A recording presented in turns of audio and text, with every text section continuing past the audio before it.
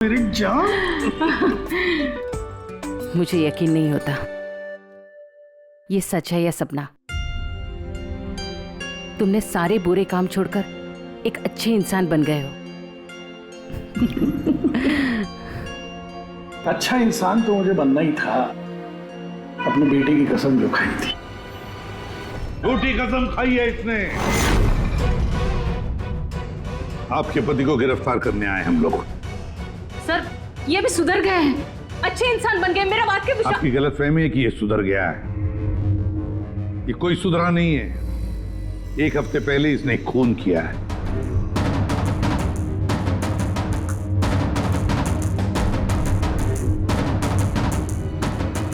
क्या ये सही है?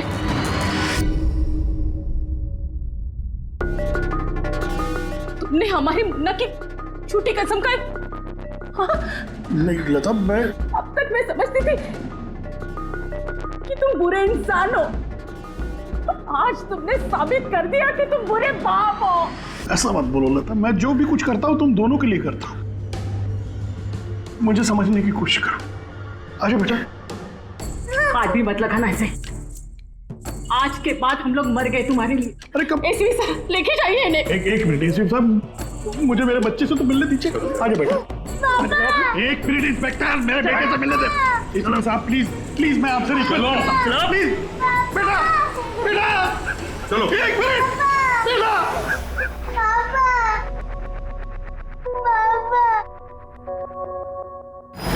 इतनी नफरत कर बैठी तुम मुझसे लता। कानून की सजा ने उतनी तकलीफ नहीं दी जितनी तुम्हारी दी हुई सजा से मिली है। पहले मन्नू को जहर दिया तुमने, फिर खुद भी जहर खा लिया। तुम्हारी वजह से हमारा जीना मुश्किल हो गया है। लोगों के ताने सुन सुनकर हम थक चुके हैं। हमारे बच्चे का भविष्य मुझे अंधेरे में नजर आ रहा है। आत्महत्या के अलावा हमारे पास कोई चारा नहीं है। हो सके तो आगे अपने आप को बदलने की कोशिश करना। उम्मीद करती हूँ हमारी मौत तुम्हारे जिंदगी की सबसे बड़ी सजा हो।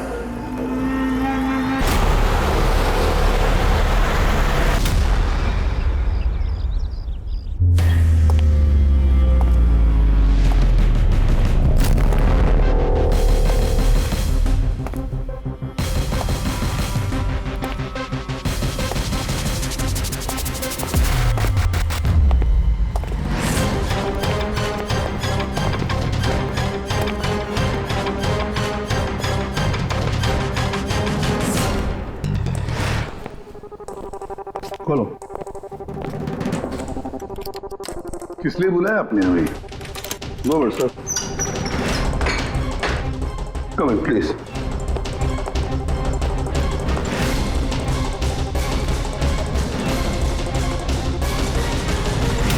ये क्या?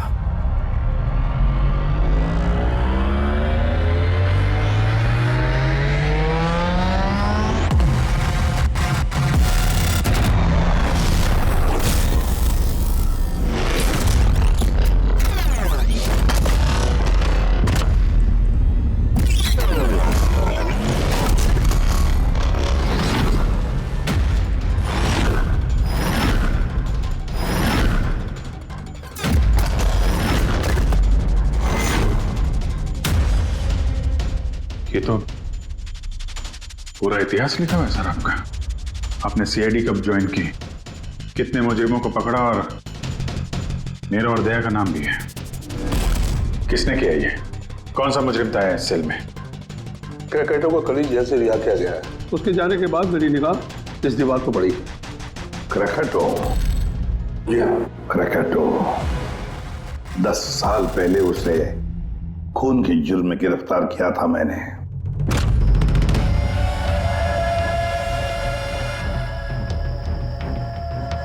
इतने सालों से वो इस सेल में था, आपने पहले नोटिस नहीं किया ये सब? इस सेल की साफ सफाई रोज होती थी। उसके पहले उसने कभी भी लिखने की कोशिश नहीं की थी।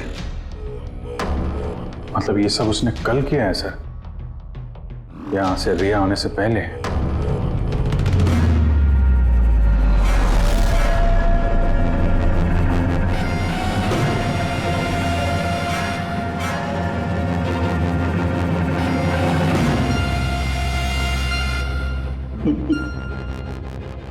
इससे पेपर क्यों?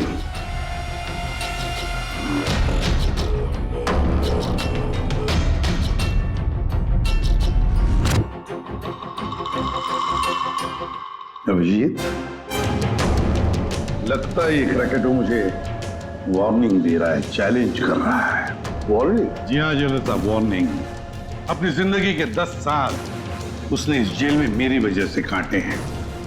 अब शायद बदला लेना चाहता है मुझसे। सर, हमें इसे नजरअंदाज नहीं करना चाहिए सर।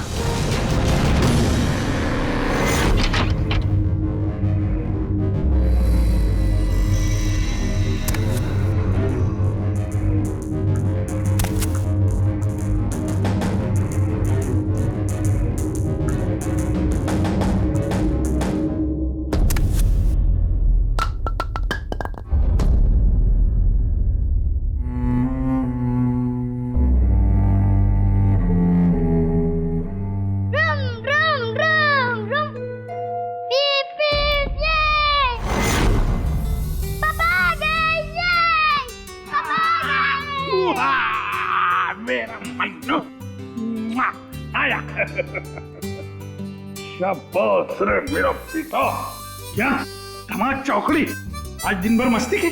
नहीं पापा, आपने बोला था ना अगर मैं मस्ती नहीं करूंगा तो आप मेरे लिए कुछ लाएंगे। अरे पापा तो भूल ही गए कुछ लाना। नहीं पापा, आप नहीं भूल सकते। मुझे पता है आप मेरे लिए क्या लाए हो। क्या लाए बता। चॉकलेट। अरे वाह, ये चॉकलेट, ये मुन्ना, लो। ये चॉकलेट अंदर रख दो, वरना तुम्हारा इसी से पेट भर जाएगा और तुम खाना नहीं खाओगे। अरे नहीं मम्मी, मैं खाना खा लूंगा। बेटा, चॉकलेट अंदर रख के आओ। जाओ, तुम अच्छे बच्चे हो ना। डैडी, मम्मी को बोलो ना। बेटा, तुम्हारे पापा भी मम्मी से बहुत घबराते हैं। तुम शाम को खा लो चॉकलेट। ठीक है। ओके। हाँ। ये चॉकलेट, ये। मन्नू की अम्मी, क्या बनाया स्पेशल आज हमारे लिए? आज तुम्हारे मनपसंद की भिंडी की सब्जी बनाई है। हाय हाय, इसको कहते हैं नंबर 1 बीवी। आजा मेरी जान। मुझे यकीन नहीं होता ये सच है या सपना। तुमने सारे बुरे काम छोड़कर एक अच्छे इंसान बन गए हो। अच्छा इंसान तो मुझे बनना ही था, अपने बेटे की कसम जो खाई थी। झूठी कसम खाई है इसने। आपके पति को गिरफ्तार करने आए हम लोग। सर, ये भी सुधर गए हैं, अच्छे इंसान बन गए। मेरा बात के विश्वास। आपकी गलतफहमी है कि ये सुधर गया है। ये कोई सुधरा नहीं है। 1 हफ्ते पहले इसने खून किया है।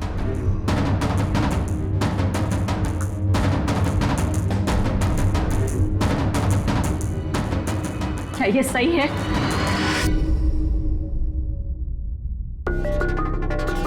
तुमने हमारी मुन्ना की झूठी कसम खाई। हाँ? नहीं लता, मैं अब तक मैं समझती थी कि तुम बुरे इंसान हो। आज तुमने साबित कर दिया कि तुम बुरे बाप हो। ऐसा मत बोलो लता, मैं जो भी कुछ करता हूं तुम दोनों के लिए करता हूं। मुझे समझने की कोशिश करो। आजा बेटा। हाथ भी मत लगाना ऐसे। आज के बाद हम लोग मर गए तुम्हारे लिए। अरे कब? एसपी साहब, लेके जाइए इन्हें। एक मिनट एसपी साहब, मुझे मेरे बच्चे से तो मिलने दीजिए। आजा बेटा। एक मिनट इंस्पेक्टर, मेरे बेटे से मिलने दे। इंस्पेक्टर साहब प्लीज प्लीज, मैं आपसे रिक्वेस्ट करता हूं प्लीज। बेटा बेटा, चलो 1 मिनट। बेटा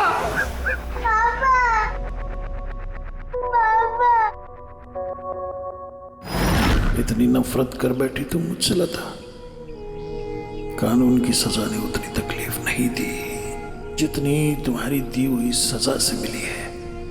पहले मन्नू को जहर दिया तुमने, फिर खुद भी जहर खा लिया। तुम्हारी वजह से हमारा जीना मुश्किल हो गया है।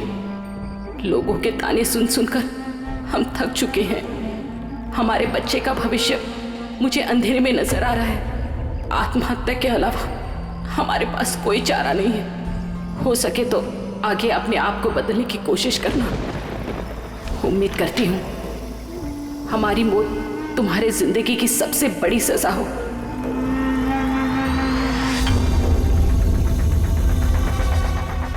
तुम्हारी जिंदगी में एसीपी ऐसा जहर खोलूंगा, खून के आंसू रोगे तुम। ये वचन है, वचन अपनी बीवी बच्चों कसम खा के कहता हूं। एसीपी प्रद्युम्न तुझे नहीं छोड़ूंगा।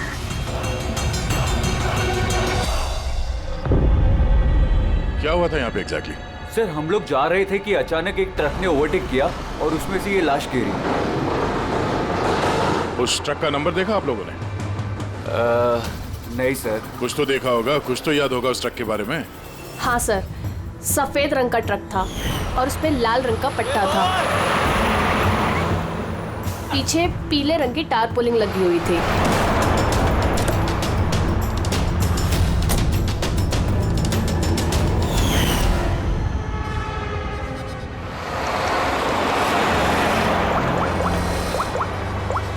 हेलो, एक सफेद रंग का ट्रक, उस पे लाल रंग का पट्टा और पीले रंग की टारपोलिन 1 घंटे पहले यहाँ से मिट्टी केव्स रोड की तरफ गया है।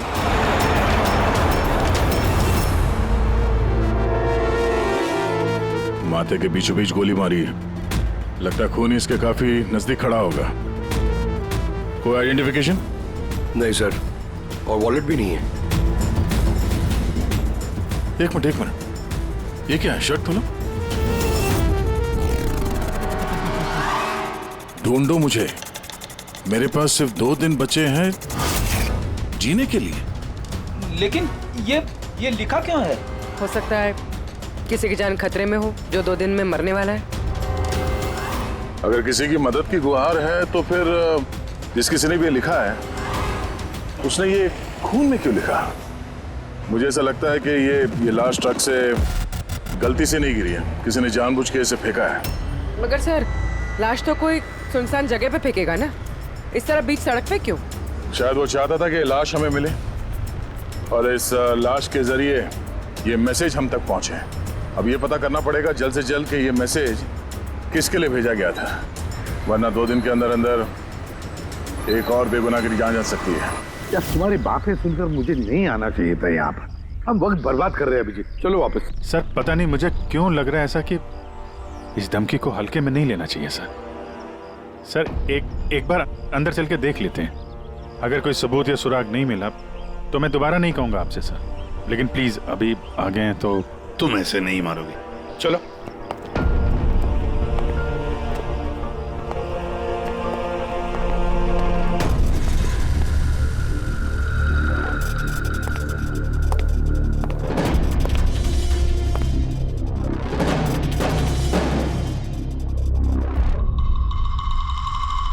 मैंने कहा था ना अभिजीत, यहाँ पर कोई भी नहीं है और इस घर की हालत देखकर लगता है यहाँ पता नहीं कितने सालों से यहाँ कोई आया ही नहीं होगा। सही कहा है एसीपी।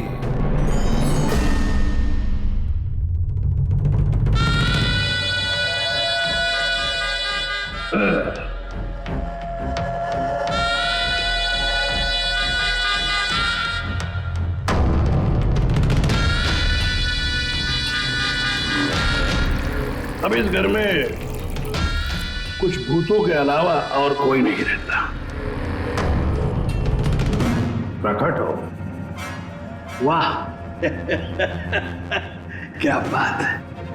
आपकी याददाश्त की तो दाद देनी पड़ेगी, मगर उससे ये भी सिद्ध होता है कि 10 साल जेल में मैं रहा, मगर 10 साल के बाद भी मैं आज भी वैसा ही दिखता हूं, उतना ही खूबसूरत। मैं आप लोगों के साथ वो करना चाहता हूं जिससे आपके रोंगटे खड़े हो जाएंगे।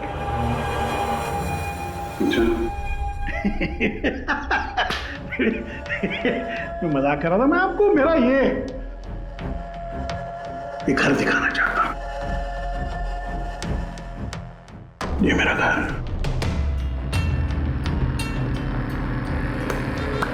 एक वक्त था अभिजीत साहब,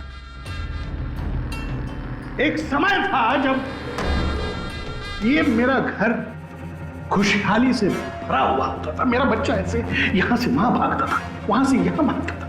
मेरी बीवी किचन से मुझे आवाज देती थी। खुशी ऐसी उछलती थी मेरे यहाँ घर में।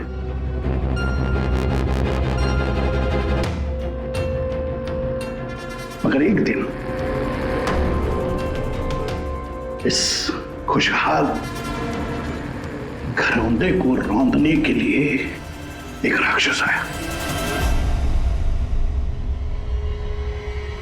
और उस राक्षस का नाम था एसीपी प्रद्युम्न। उसने इस खुशहाल घर को रौंद डाला, खत्म कर दिया। मुझे 10 साल की सजा हो गई।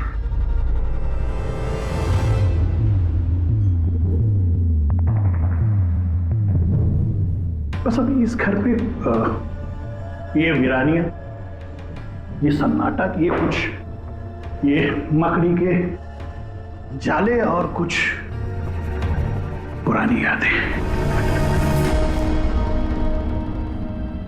बताइए एसीपी साहब,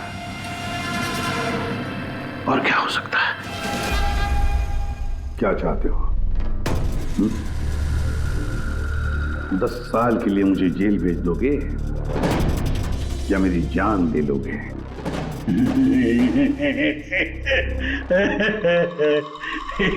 एसीपी साहब, ऐसा मैं कुछ नहीं कर सकता।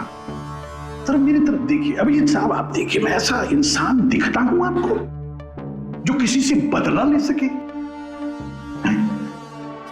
एक बच्चा भला शेर का क्या बिगाड़ सकता है? सीधा मुद्दे पे आओ। जेल की दीवारों पे वो सब तुमने क्यों लिखा था? अभिजीत साहब, मैं एक ऐसा आदमी हूं जो हिसाब में बड़ा पक्का है। अभिजीत साहब, अगर मैं आपसे 100 रुपया लूं ना अभी, तो 10 साल बाद भी ब्याज समेत आपको वापस करूंगा। पता है?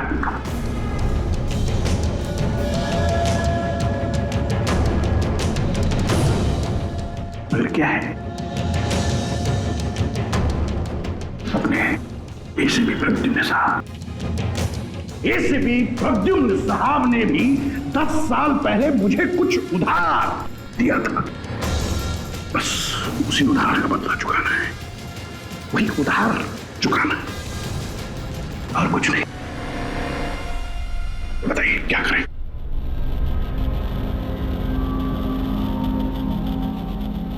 क्या करोगे? मेरी जान ले लोगे या कहीं कैद करके रखोगे मुझे? नहीं एसीपी साहब, आप सब्र रखिए ना। सब्र का फल मीठा होता है, मीठा। ऐसा फल खिलाऊंगा कि उसका स्वाद,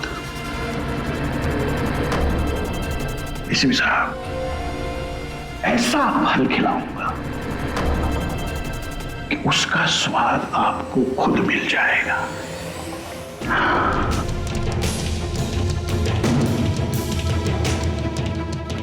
प्रकाश,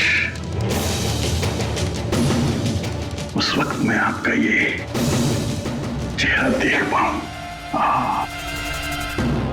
बड़ा मजा आएगा। बस यही एक तमन्ना है। याद रखिए एसीपी साहब, आप खुद चल कर आएंगे मेरे साथ, घुटनों के पल चल कर आएंगे, भीख मांगेंगे दया की, यहां तक कि आप अपनी जान देने के लिए कुर्बान हो जाएंगे। एसीपी साहब, 10 साल का बदला, 10 साल से।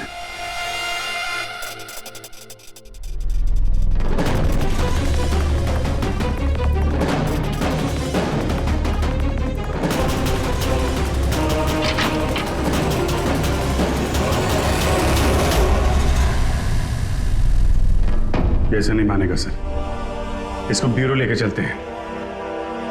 नहीं अभिजीत, तुम जानते हो हम ऐसा नहीं कर सकते। उसने साफ शब्दों में कहा है कि वो मुझे कोई करने वाला है। अरे सर, इनडायरेक्टली तो वही बोल रहा था ना सर, वो तो चुनौती दे रहा है हमें सर। सर इसको ले चलते हैं। नहीं अभिजीत, हमारे पास कोई सबूत नहीं है। छोड़ो, चलो लेट्स गो। सबूत चाहिए तो सबूत ढूंढूंगा, पर आपको कुछ नहीं होने दूंगा सर। 10 साल का बदला 10 साल से लेगा वो? क्या मतलब है सर इस धमकी का? इसमें मतलब कुछ नहीं है। 10 साल की सजा भुगत कर आया है वो। फ्रस्ट्रेटेड है ये क्रैकेटो। ज्यादा सोचो मत उसके बारे में। नहीं सर, मुझे तो ये आदमी थोड़ा खतरनाक लग रहा है। पहले से कोई प्लानिंग कर रखी होगी सर, इसीलिए इतने कॉन्फिडेंटली वो धमकी दे रहा है आपको। तुम्हारी तरह वो अभिजीत भी सोचते बैठा है।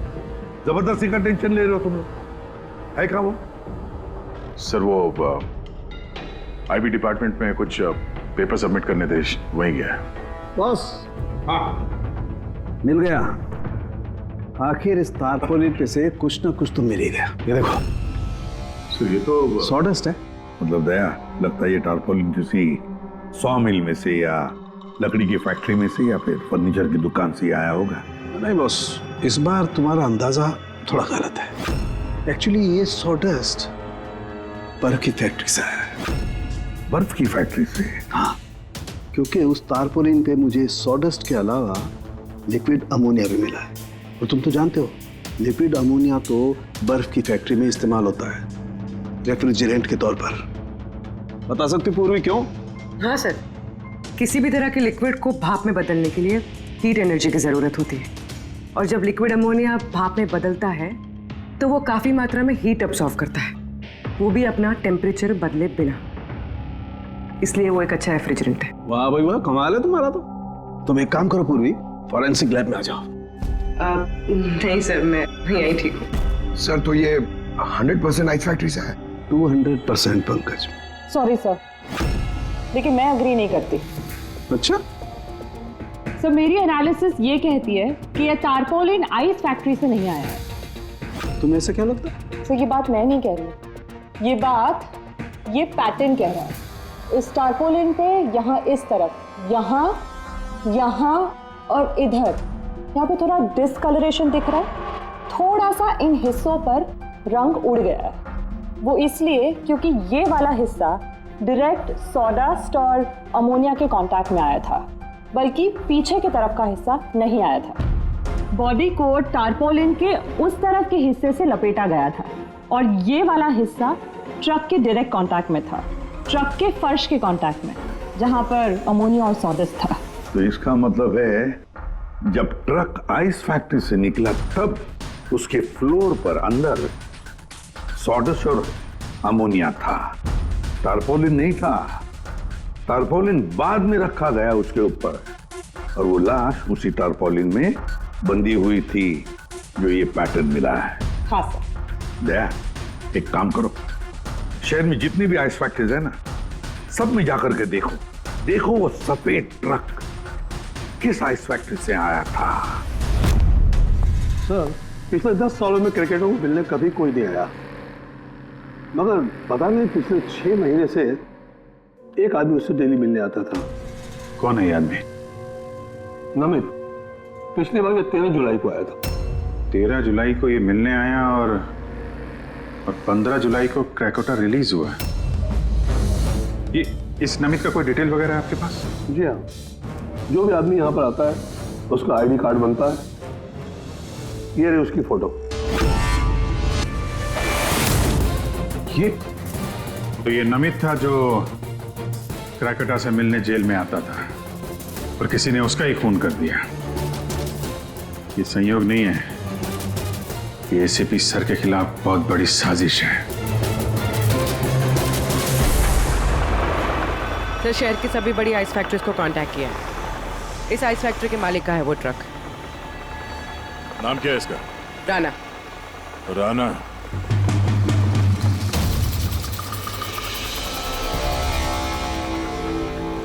काफी घबराया हुआ लग रहा है। हाँ सर, लाश के बारे में मैंने बता दिया था। सर कसम खा के कहता हूँ सर, ये ट्रक जरूर मेरा है, मगर उस लाश के बारे में मैं कुछ भी नहीं जानता हूँ सर।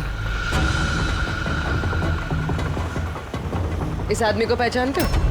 नहीं सर, मैंने इसे पहले कभी नहीं देखा सर। तो फिर इसकी लाश तुम्हारे ट्रक में कैसे आई? सर जी एक हफ्ते पहले मेरे बीवी के चचेरे भाई मनीष को ट्रक मैंने दिया था सर। उसे कुछ काम था सर। मैं फोन करके पूछता हूँ सर। नहीं, उसे फोन करके बताने की कोई जरूरत नहीं। उससे हम पर्सनली बात कर लेंगे। जरा उसका घर का एड्रेस देना।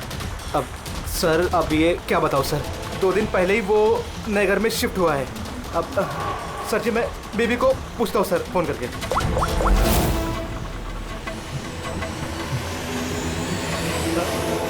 सॉरी सर, बीवी का फोन ही लग रहा है सर। कोई बात नहीं, जैसे उसका एड्रेस का पता चले तो हमें इन्फॉर्म कर देना। जी सर। और हाँ, मनीष को कुछ भी बताने की गलती मत करना, समझा? जी सर। इस खून के पीछे क्रैकोटा का ही हाथ है, और ये खून उसने इसलिए किया है ताकि वो आप तक संदेश पहुंचा सके। मैंने कहा था ना तुम लोगों को कि इस क्रैकोटा की केस भूल जाओ, फिर भी तुम जेल में जाकर के पूछताछ करके आए। सर पूछताछ की तभी तो पता चला कि ये लाश नमित की है, और इसके शरीर पे ये जो लिखा है, ढूंढो मुझे मेरे पास जीने के लिए 2 दिन बचे हैं, इसका सीधा संबंध जेल की उस दीवार से है जहां पे क्रैकेटो ने आपके बारे में ये सब लिख के रखा था। हाँ सर, शायद क्रैकेटो ये कहना चाहता है कि आपके पास 2 दिन बचे हैं जीने के लिए। सर हमें जल्द से जल्द इसे रोकना होगा। क्यों जिद कर रहे हो तुम दोनों? क्यों इस क्रैकेटो के केस के पीछे पड़े हो तुम लोग? भूल गए सीआईडी में आते हो क्या शपथ ली कि अपनी जान की चिंता मैं नहीं करूंगा, मैं आम आदमी की जान बचाऊंगा। सर जब तक जिंदा रहेंगे तब तक बचाएंगे, लेकिन उसके लिए जिंदा रहना भी तो है। आप समझ क्यों नहीं रहे सर? आपकी जिंदगी को खतरा है सर। अभिजीत, आज तक सैकड़ों मुजरिमों को गिरफ्तार किया मैंने, न जाने कितने मुजरिम मेरे हाथों मारे गए। तो इसका मतलब ये नहीं कि हर एक की फाइल खोलकर हम देखें कि कौन मेरी जान के पीछे पड़ा। हमारे पास और भी काम है। मेरी जान की चिंता छोड़ो और ये पता लगाओ इस नमित का खून किसने किया है। हाँ सर, नमित के खून का कोई ना कोई कनेक्शन है क्रैकेटो की धमकी के साथ। उसने इस आदमी को ट्रक से फेंका आपको संदेश देने के लिए, या फेंकवाया। ठीक है, कनेक्शन है, हो सकता है कोई कनेक्शन है, लेकिन इसका मतलब ये नहीं कि कोई ठोस सबूत मिला है हमें। सर मिल जाएगा सर ढूंढेंगे तो ठोस सबूत भी मिल जाएगा। तो फिर अभिजीत, जब ठोस सबूत मिल जाएगा ना, पक्का सबूत, तब हम अमल करेंगे इस पर, फिलहाल नहीं। सबूत मिलेगा सर, जरूर मिलेगा, और नमित के केस में ही मिलेगा। Hello, okay, thank you so much. Sir उस आइस फैक्ट्री के मालिक का फोन था, उसने मनीष का एड्रेस दिया। वो मुंबई से 200 किलोमीटर दूर खलिसपुर में रहता है। तो ठीक है, जाओ तुम लोग इस खलिसपुर और पता लगाओ इस नमित का क्या संबंध था उस मनीष के साथ। जी सर, पता करते हैं। वे भी पता करते हैं ये क्रैकोटा आईसीपी साहब के खिलाफ क्या खिचड़ी पका रहा है। रेडी? पंकज, पता लगाओ उस ट्रक का जिसमें से नमित की लाश को फेंका गया था।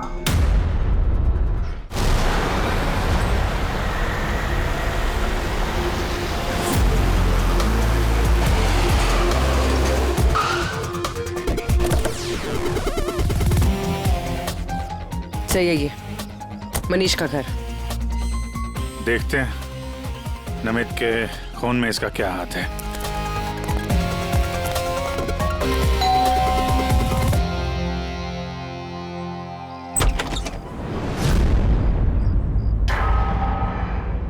मनीष है घर में, हम लोग सीआईडी से। कौन है स्मिता? ये लोग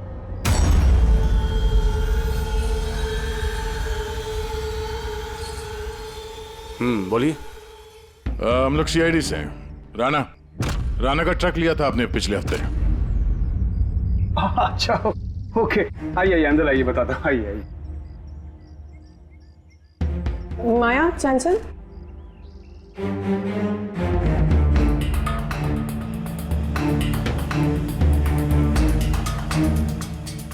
तो बताओ। हाँ सर, वो दरअसल 2 दिन पहले ट्रक चोरी हो गया था। चोरी? हाँ वो, हाँ डर और शर्म के बारे में मैंने राणा भाई को बताया नहीं, और उसी को ढूंढने में लगा हूँ सर। एफआईआर लिखवाया? हाँ सर, लिखवाई मैंने, और मैंने एक काम भी किया। ये जो मोबाइल पे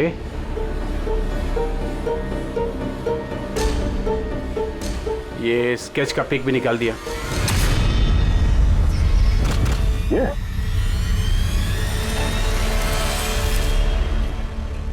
नमित, इसने चुराया ट्रक? हाँ, इसने चुराया सर। तुम जानते हो उसे? नहीं नहीं, बिल्कुल नहीं। तो ये नमित ट्रक चुराने के लिए यहाँ पे आया। ऐसी क्या खास बात थी इस ट्रक में? सर वही तो मेरी समझ में नहीं आ रहा सर, क्या खास बात थी? ट्रक के साथ कुछ और भी चुराया उसने? हाँ? हमारी हालत देखिए सर, क्या चुरा सकता है इस घर से?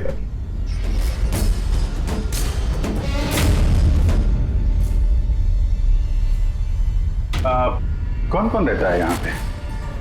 जी मेरी बीवी है सर, स्मिता, 2 बेटियां हैं।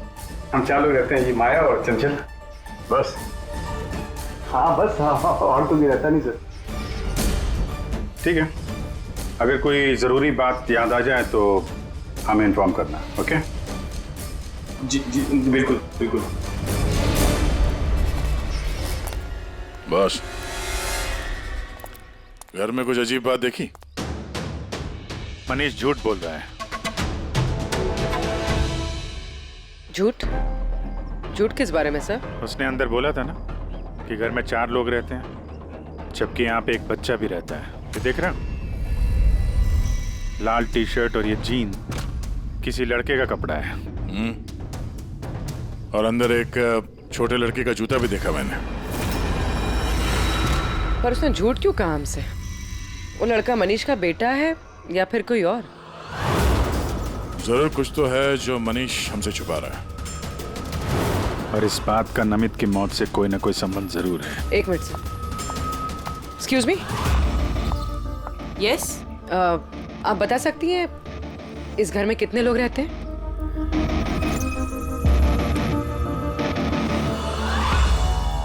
सर, आपका अंदाजा सही निकला। इस घर में एक लड़का भी है, अर्जुन नाम है उसका। अर्जुन? वो दिखा क्यों नहीं? घर में कोई बच्चा तो नहीं था? और ये मनीष, इसने हमसे इस बच्चे के बारे में छुपाया क्यों?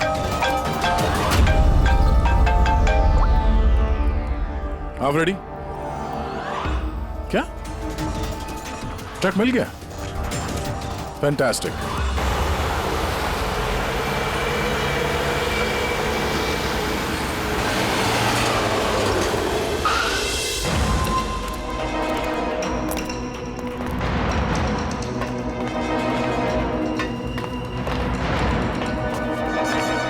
माय गॉड, तो और लाशें। सर, हो सकता है कि एक ट्रक ड्राइवर और दूसरा क्लीनर, इन दोनों को भी ठीक वैसे ही मारा गया है जैसे नमित को मारा था, माथे पे गोली मार के। 1 मिनट, ये देखो, नमित की तरह इनकी भी छाती पे मैसेज है। जल्दी करो, वक्त निकल रहा है।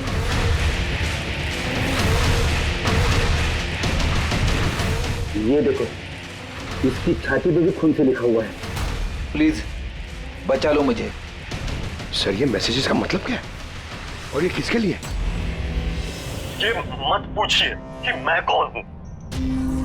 जो कुछ मैं पूछ रहा हूँ उसका जवाब दीजिए जल्दी जल्दी। हाँ, इसी में आपकी भलाई है। भलाई छोड़िए, पहले बताइए आप हैं कौन? ये मुझे खुद नहीं अच्छा। पता मैं कौन हूँ। जी मैं पहुंच रहा हूँ। ठीक है। पूछ के अनजान बने हुए मिस्टर शेख।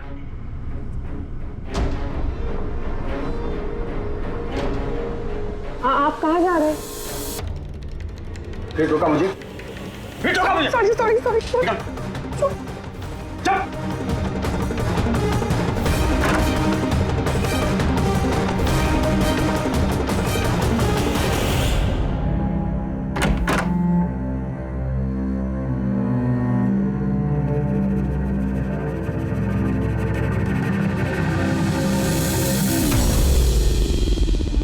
हाँ,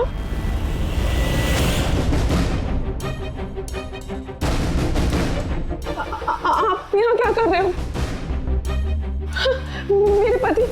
मेरे पति कभी भी आ जाएंगे। आप प्लीज यहाँ से चले जाओ प्लीज। देखो स्मिता, हम अर्जुन के बारे में सब जान गए। क्या छुपा रही? कुछ नहीं। क्या हुआ? कुछ नहीं। क्या हुआ क्या है? दिखाओ मुझे।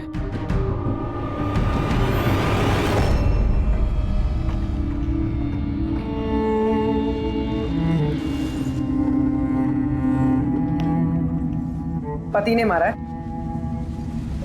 नहीं, वो जानबूझकर ऐसा नहीं, मेरी गलती थी। तो क्या हो रहा है यहाँ पर? हाँ? और आप यहाँ कैसी? तो अच्छा हुआ कि मेरा पर्स भूल गया था इसलिए वापस आ गया। मतलब वो जो फोन आया था मुझे पुलिस स्टेशन से, वो सब नकली था। मुझे बाहर भेजने का सब प्लान था तुम्हारा। बेटा, वो कह रहा है यहाँ पर पत्नी पे हाथ उठाता है, शर्म नहीं आती? काहे की शर्म? मेरी बीवी है, मैं कुछ भी करूँ। और तुम सीआईडी वाले अपने हक में रहो, हमारे घरेलू मामले में दखल अंदाजी मत करो।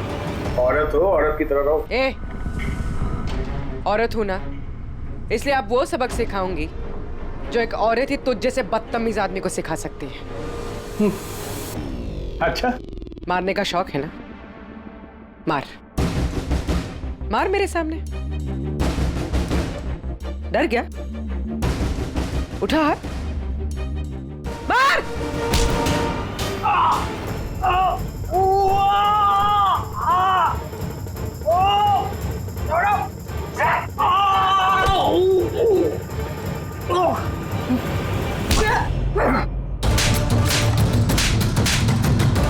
मार, औरत को मारेगा?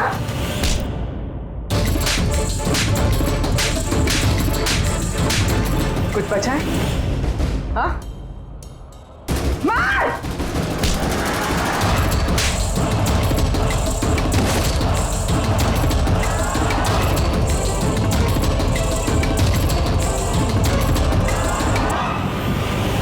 सर अपनी बीवी पे हाथ उठाता है, औरत को कमजोर समझता है ये। उसे तो कानून सबक सिखाएगा। अब ये बता, अर्जुन उसके बारे में क्या छुपा रहा था? हाँ? सुना ने क्या पूछा? सर मैं बताती हूँ। इनको मत मारो, अर्जुन मेरी बहन का बेटा है। पहले झूठ क्यों बोला था? कहाँ है अर्जुन? दरअसल नमित ने ट्रक के साथ साथ अर्जुन का भी किडनैप कर लिया। अर्जुन, अर्जुन, अर्जुन, खाना खा लो अर्जुन। क्या खाना खा रहे हो? अर्जुन अर्जुन चिल्ला रही हो, शैतान बच्चा यहीं खेलता होगा। छोड़ो, चलो हम खाना खाएंगे, चलो आ जाओ। अरे ट्रक, अरे ट्रक। तुम लोगों के सामने अर्जुन को किडनैप किया गया और तुम लोगों ने पुलिस को बताया तक नहीं? मनीष वैसे भी अर्जुन को हमारी जिंदगी में नहीं चाहते थे, इसलिए तो उन्होंने सिर्फ ट्रक के चोरी होने की रिपोर्ट लिखाई, अर्जुन की नहीं। शर्म आनी चाहिए तुम्हें। छोटे बच्चे की जिंदगी की परवाह नहीं, ट्रक की पड़ी है तुम्हें। सवाल ये है कि नमित ने बच्चे को किडनैप किया क्यों? ऐसा तो वजह नहीं हो सकती। हाँ? ये जो अर्जुन है, ये तुम्हारे पास क्यों रहता है? अपने माँ बाप के साथ क्यों नहीं रहता है? मेरी बहन प्रिया,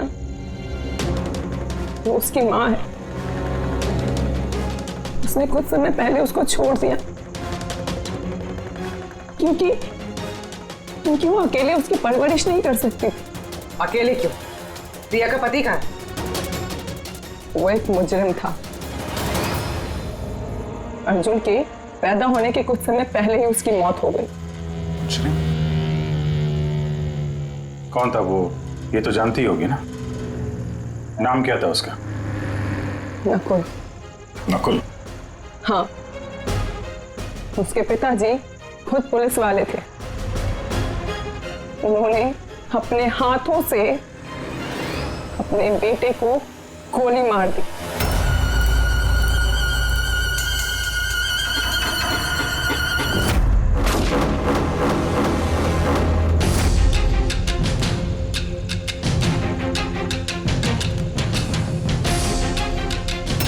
ये नकुल है? हाँ, ये नकुल। आप सब कैसे जानते हैं इसको? मतलब अर्जुन एसीपी सर का पोता है?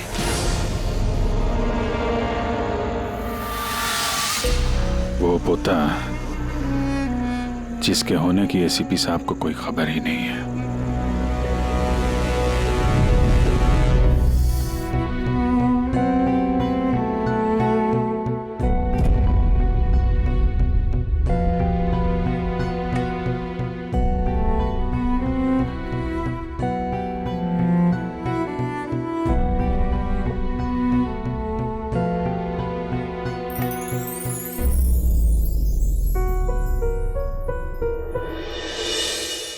ये मेरा पोता है अर्जुन। बिल्कुल सही पहचाना ऐसे पे, सही पहचाना। यही है तुम्हारा पोता।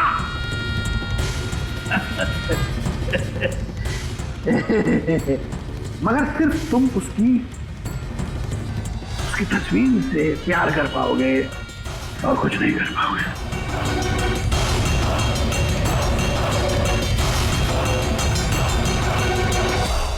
सिर्फ